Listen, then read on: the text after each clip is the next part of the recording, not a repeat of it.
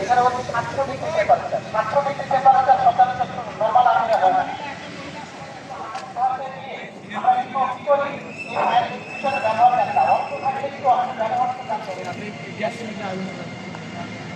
সবাইকে ধন্যবাদ। সবাই পাচ্ছে, কিন্তু সবাই পাচ্ছে, একটু সাহস লাগবে আর কিছু না। যাদের সাহস আছে তারাই পারবে। সাহসের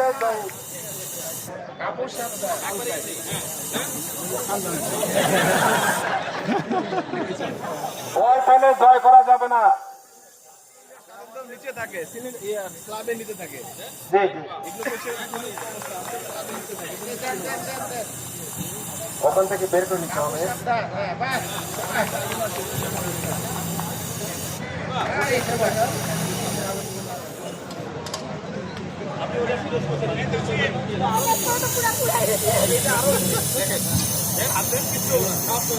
প্রথমে নিজেকে সাবধানতা অবলম্বন করতে হবে। তারপর জানাবো আমাদের ফায়ার সার্ভিসের সদস্যরা যারা এখানে এসে আজকে খুব সুন্দরভাবে আমাদেরকে বুঝিয়ে শিখিয়ে দিয়েছেন যে কিভাবে আগুন, যদি আগুন লাগে তাহলে সেই আগুনটাকে কিভাবে নিভানো লাগে, কয়েকটা স্টেপে বলা হয়েছে। তো আসলে এটা আমিও নতুন নতুন বেশ কিছু জিনিস শিখলাম, বিশেষ করে লাস্টে যে আগুন লাগার পরে খালি হাতে সিলিন্ডারে যদি আগুন লাগে তাহলে খালি হাতে যে সেই আগুনটা নেভানো সম্ভব, এই জিনিসটা আজকে আমি নিজেও একটু শিখলাম।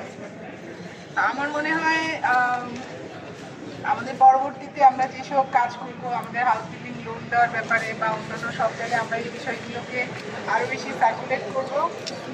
আর একটা জিনিস মনে হয় মিসিং হলো সেটা হচ্ছে যে যদি ইলেকট্রিক্যাল কোনো কারণে আগুন লাগে সেই ক্ষেত্রে আমরা কিভাবে সেই আগুনটা নেভাবো সেই বিষয়টা আসলে আমি বুঝতে পারিনি, হয়তো বা আপনারা এখানে দেখিয়েছেন। আসলে আমাদের এই বিল্ডিংটা অনেক বড় একটা বিল্ডিং, 10 তলা বিল্ডিং। এখানে প্রচুর ইলেকট্রিক্যাল ওয়্যারিং আছে, অনেক জায়গা থেকে আগুন লাগার সম্ভাবনা আছে। তো সেই জায়গাগুলোতে আমাদের সচেতন হতে হবে।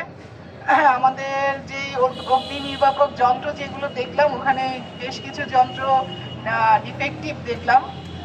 তো এই রিলেটেড ডিপার্টমেন্টের হেডকে আমি বলবো এই ব্যাপারে আরও বেশি সচেতন থাকতে, কারণ আমার ঢাল তলোয়ার সবই আছে, কিন্তু সেখানে যদি মরিচা পড়ে থাকে তাহলে ওই ঢাল তলোয়ার দিয়ে তো আসলে কিছু করা যাবে না। আগুনটা আসলে খুব ভয়ঙ্কর একটা জিনিস, যে কোনো সময় যে কোনো কারণেই আগুন লাগতে পারে। সেই আগুনটা নিভানোর জন্য আমাদের আরও বেশি সচেতন থাকতে হবে। আমার মনে হয় আজকের যে সুন্দর একটা মহড়া অনুষ্ঠান হলো, এটা খুব ইফেক্টিভ হবে, আমরা অনেক কিছু শিখলাম। আমি আবারও সবাইকে ধন্যবাদ জানাই। সবাই আমরা সাবধানে থাকবো এবং সতর্ক থাকবো।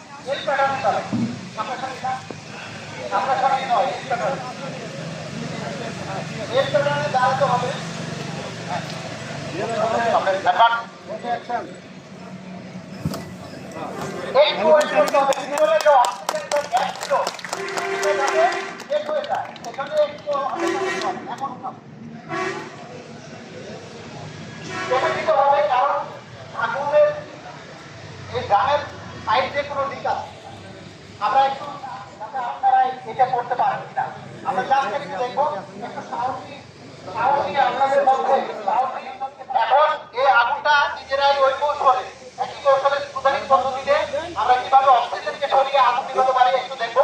Okay start.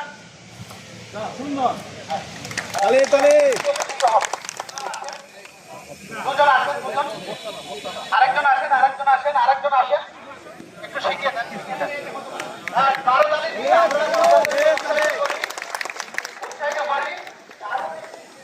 এবং আমরা দেখবো যে মা বোনেরাও পারে, শুধু চলি বাঁধে না, রাখতেও পারে। সুন্দর করতালি দিন সবাই। আমার নাম আমার সেবা ওটার সমস্যা আছে, ওটার সমস্যা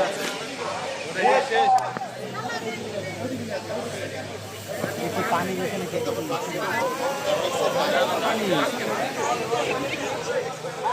যে কোনো দিকে প্যান দিলে হবে, এই পাশেও দিতে পারেন, এই পাশেও দিতে পারেন।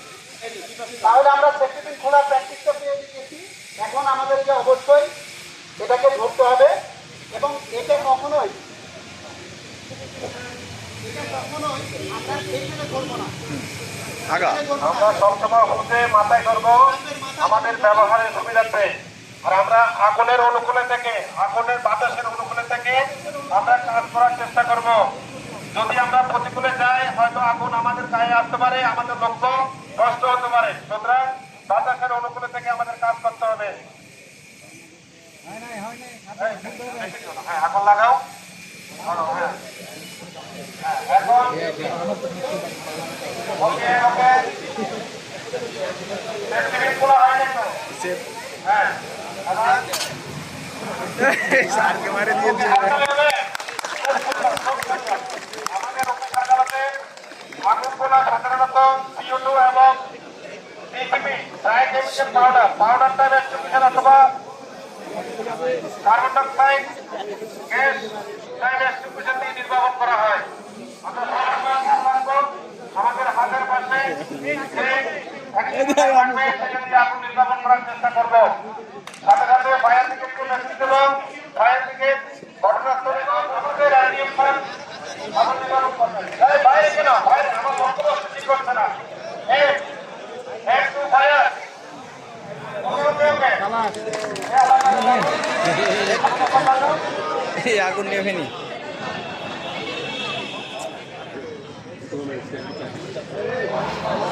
ওকে, ধন্যবাদ ধন্যবাদ। হাততালি হবে। আমরা বারবার প্র্যাকটিস করব, একবার না পারলে দেখে ওকে। আমাদের দ্বিতীয় স্যার এখন আগুন নির্বাপন করবেন। ভালো করে লাগাও। ওকে, হ্যাঁ ভালো করে লাগাও। হ্যাঁ okay, very good very good very good. হ্যাঁ হ্যাঁ, যতক্ষণ নিম্ন না ততক্ষণ ব্যবহার করতে হবে। ধন্যবাদ ধন্যবাদ। হ্যাঁ, ডেপুটি জেনারেল ম্যানেজার মহোদয়, আমি অনুরোধ করবো। আমি তো বললাম তো, আমি দেখে বলছি জেনারেল ম্যানেজার তো। আচ্ছা, ধন্যবাদ ধন্যবাদ। DMD স্যার এখন আগুন নির্বাপন করবে। আর এখানে আমাদের সাইড দিয়ে করতে হবে। তারপর বাম হাতে দিতে হবে, ডান হাতে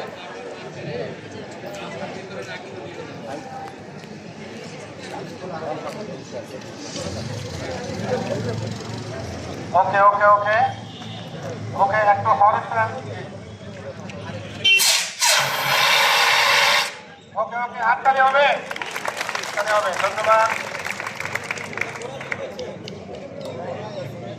আরো টাইম দিতে হবে। আমাদের এক্সটিংগুইশারে কিছু সমস্যা আছে, এক্সটিংগুইশারে কিছু সমস্যা আছে, যেমন পাইপের সলিড ফায়ার। এই দুই ফায়ার থেকে আমরা সবচেয়ে মানে করা যে কোনো পদ্ধতি ব্যবহার করে আমরা আগুন নির্বাপন করার চেষ্টা করবো।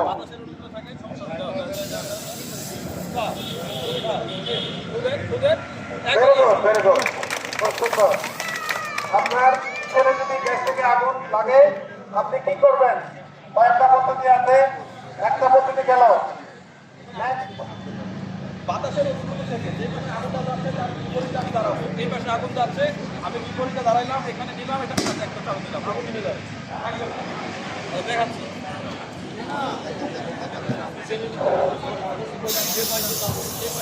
আগুন জ্বলছে, রেগুলেটর থেকে আগুন।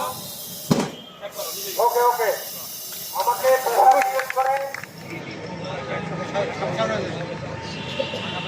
আগে ঢাকে দিয়ে দেন আমার তার সহজটাতে আছে। এটা সব থেকে সহজ, কিন্তু একটা ব্যাপার আছে, যখন ঢুকলে মানে এইভাবে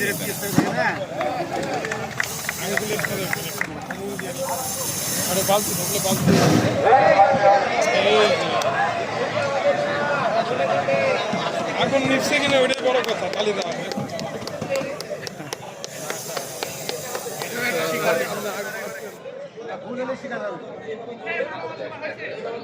দেখা যায়। হ্যাঁ, জোরে মারবে।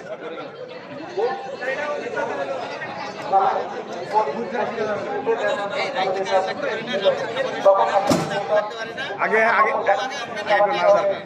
হ্যাঁ মোটা কথা সেটাও আমরা দেখাবো। কার ভাই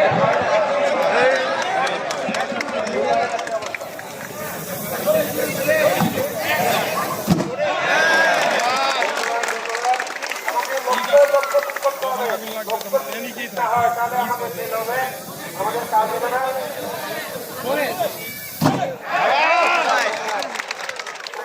সময় স্বল্পতার কারণে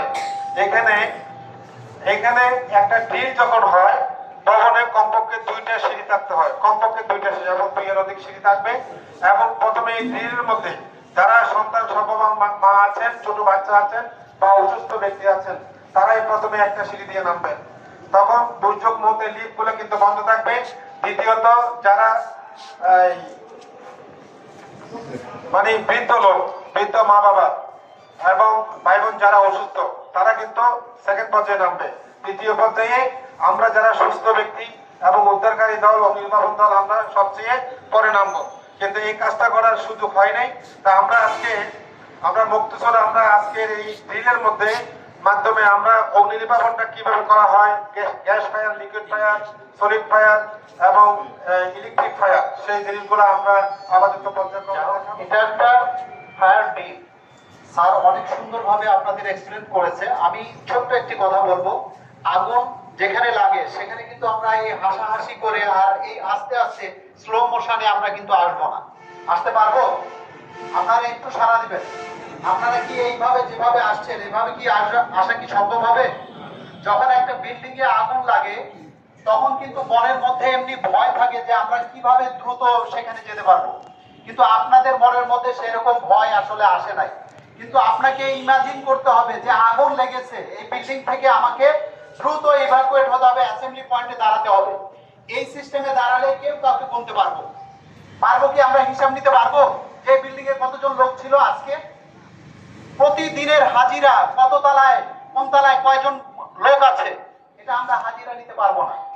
তাহলে আমরা কিন্তু আসলে অ্যাকচুয়ালি এই ইভাকুয়েশন ডিলের জন্য বা ইভাকুয়েট করার জন্য আমাদের একটা গাড়ি আছে, সেই গাড়ি দিয়ে আমরা উদ্ধার করার চেষ্টা করব, নইলে কি ওই আগুনে পুড়ে ওই লোকটা মারা যাবে। তাহলে এটা কিন্তু ইভাকুয়েশন সিস্টেম নয়। আবার এখানে কিন্তু 3টা টিম থাকবে। এই 3টা টিম ফায়ার সার্ভিস আসার আগ পর্যন্ত কিন্তু কাজ করতে থাকবে। ফায়ার ফাইটিং টিম আগুন নেভানো নিয়ে ব্যস্ত থাকবে। এর মধ্যে যদি আমাদের কেউ লোকজন আসার পথে বা অসুস্থ হয়ে যায় তাহলে তাকে রেস্কিউ করার জন্য কিন্তু রেস্কিউ টিমও থাকবে। এই রেস্কিউ টিম একটা লোককে এখানে নিয়ে আসার পরে ফার্স্ট এড টিমে ফার্স্ট এড দিবে এবং ফায়ার সার্ভিসের অ্যাম্বুলেন্স বা আদার্স গাড়ি আসার মাত্রই তাকে হাসপাতালে প্রেরণ করবে। এটা হচ্ছে সিস্টেম। আর আগুন নিভানোর কৌশল, এটা আপনাদেরকে একটা অ্যাডভান্স একটা ট্রেনিং দেওয়ানো হয় যাতে আপনারা শেখার পরে এটা পরবর্তীতে আপনারা ওই ইনিশিয়াল স্টেজে ফায়ার ফাইটিং করতে পারেন। এই জন্য আপনাদেরকে লার্ন করানো হয়। কিন্তু ইভাকুয়েশন সিস্টেম যেটা এক্সাক্ট সিস্টেম, সেটা এখান থেকে নামতে আপনাদের প্রায় 5 মিনিটের অধিক সময় লাগছে, কিন্তু আসলে এই 10 তলা বিল্ডিং থেকে এটা নট অ্যাকসেপ্টেবল। একটা ফায়ার ফাইটিং এর জন্য, আগুন নির্বাপনের জন্য কিন্তু আপনাদের হাইডেন ব্যবস্থা স্থাপন করা হচ্ছে। এখানে পাম্প থাকবে।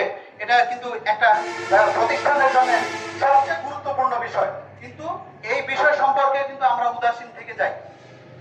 খালি অস্ত্র থাকলে হবে না, অস্ত্রের ব্যবহারটাও আমাদেরকে জানতে হবে। আমি আর বেশি কিছু বলতে চাই না। আমাদের সহকারী পরিচালক মহোদয় এখানে অনেক কিছু বলেছে।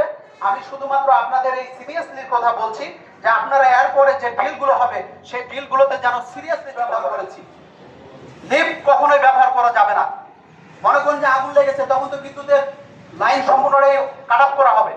সুতরাং আমরা এখানে যেভাবে এসেছি সেভাবে নয়, আমরা আরো সিরিয়াসলি নিতে হবে। আমি আপনাদের সবাইকে ধন্যবাদ জানাচ্ছি। সুন্দর একটি ড্রিল আপনারা যদিও অনুশীলন করেছেন, এই অনুশীলনের মধ্যে অবশ্যই ভুল থাকবে। ফায়ার সার্ভিস আপনাকে শুধরায় দেবে।